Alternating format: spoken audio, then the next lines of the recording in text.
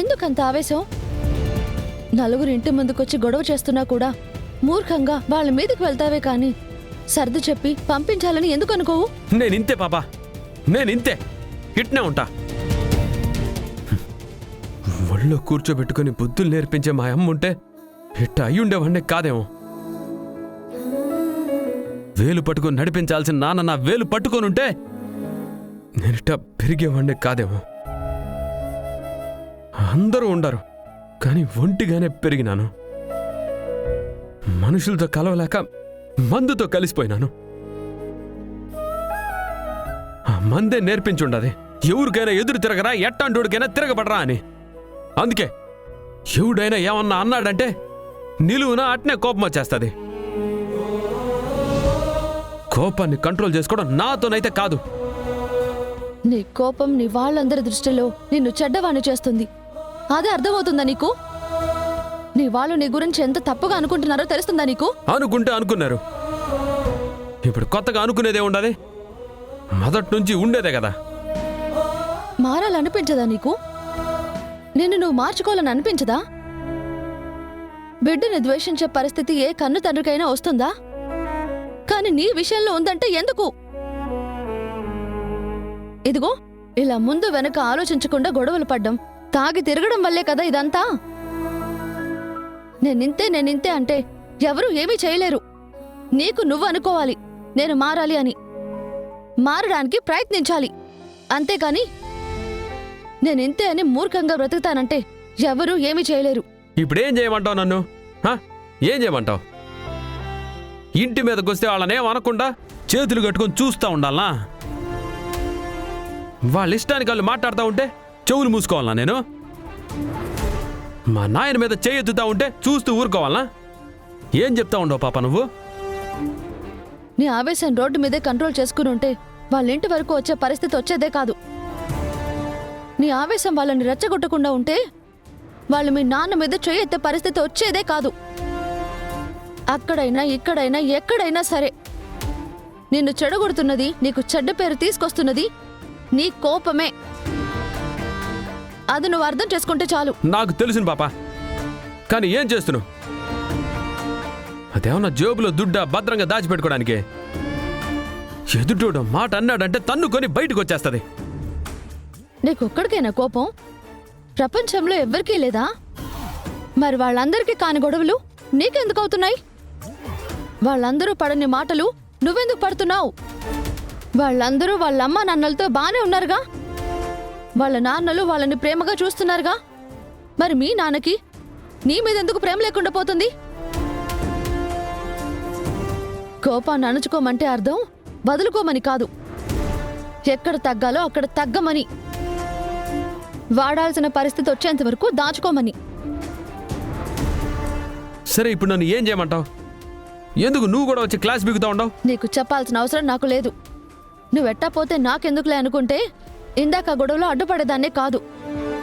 మంచు చేసి కూడా మాట పడుతున్నావే, అవతలి వాళ్ళు తప్పు చేసి కూడా నిన్ను నిందితుణ్ణి చేస్తున్నారని మాట్లాడాల్సి వస్తోంది.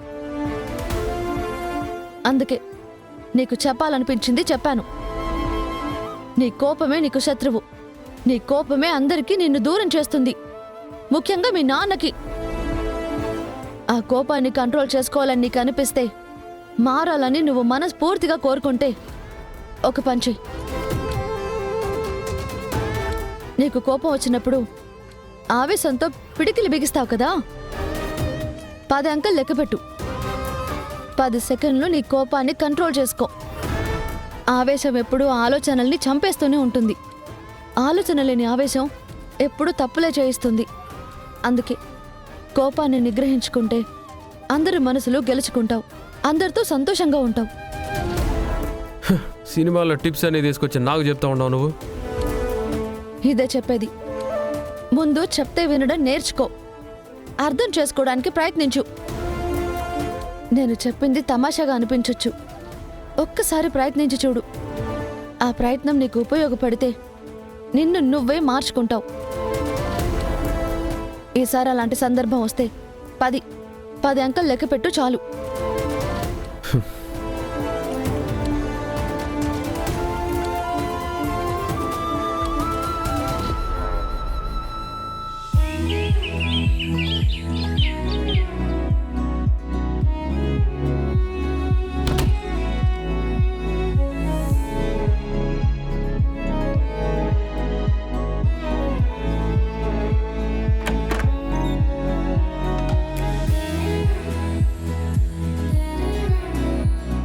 దుర్గా.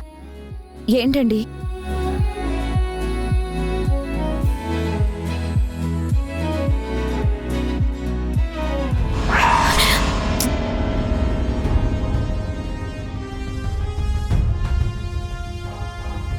ఏమండి, ఏం చేస్తున్నారు? నీకో సర్ప్రైజ్ ఇస్తున్నాను. నేను నీకోసం ఏం తెచ్చానో చెప్పు. కళ్ళు మూసేసి చెప్పమంటే ఎలా చెప్తారు? నా మీద ప్రేమ ఉంటే నీ మనసుకు కనిపిస్తుంది. ఏమండి, ముందు మీరు చేయి తీయండి. ఆ, ఏ ఏం లేదు, కంట్లో ఏదో మంటగా ఉంది. అవునా? ఏమైంది? కంట్లో ఏమైనా పడిందా? ఏం లేదండి, బట్టలు సర్దుతున్నాను కదా, ఆ దుమ్మేదో వచ్చి పడినట్టుంది. ఇప్పుడు ఓకేనా మరి? ఆ, ఓకే.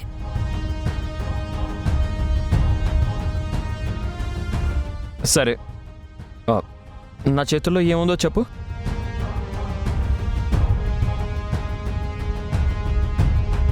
ఏముంటుంది? ఏదైనా స్వీట్ తెచ్చుంటారు. అంతేనా? ఇంకేముంటుంది? శారీ తెచ్చుంటారు. హ్మ్. కనీసం నాకు దగ్గరలో కూడా లేవు నువ్వు. సరే, ఏం తెచ్చారో మీరే చెప్పండి. హ్మ్. నేనే చెప్తే అది నీకు సర్ప్రైజ్ ఎలా అవుతుంది? నువ్వే గెస్ చేయాలి. నేను గెస్ట్ చేయలేకపోతున్నాను. సరే అయితే, నిన్ను ఎక్కువగా ఇబ్బంది పెట్టడం నాకు ఇష్టం లేదు. తీసుకో.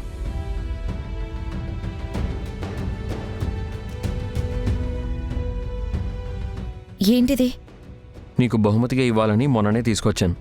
తీసుకో దుర్గా. ఇప్పుడు నాకు ఈ గిఫ్ట్లు అవి ఏమొద్దండి. అదేంటి, పెళ్ళైన దగ్గర నుంచి భర్త ఏం తీసుకురాలేదేంటి అని ఏ భార్య అయినా అడుగుతుంది.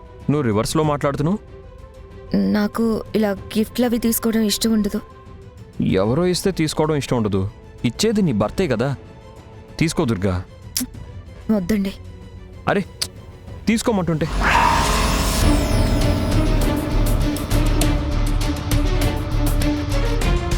అరే, గోరింటాకి ఎప్పుడు పెట్టుకున్నావు? నిన్న మా ఇంట్లో పెట్టుకున్నాను. అవునా? చాలా బాగుంది.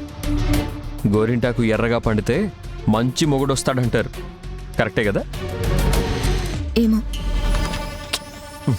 ఏమో ఏంటి, నీ ఎర్రని చెయ్యి సాక్ష్యం చెప్తుందిగా. చూడు, గోరింటాకు పెట్టుకుంటే నీ చేతులు ఎంత బాగున్నాయో.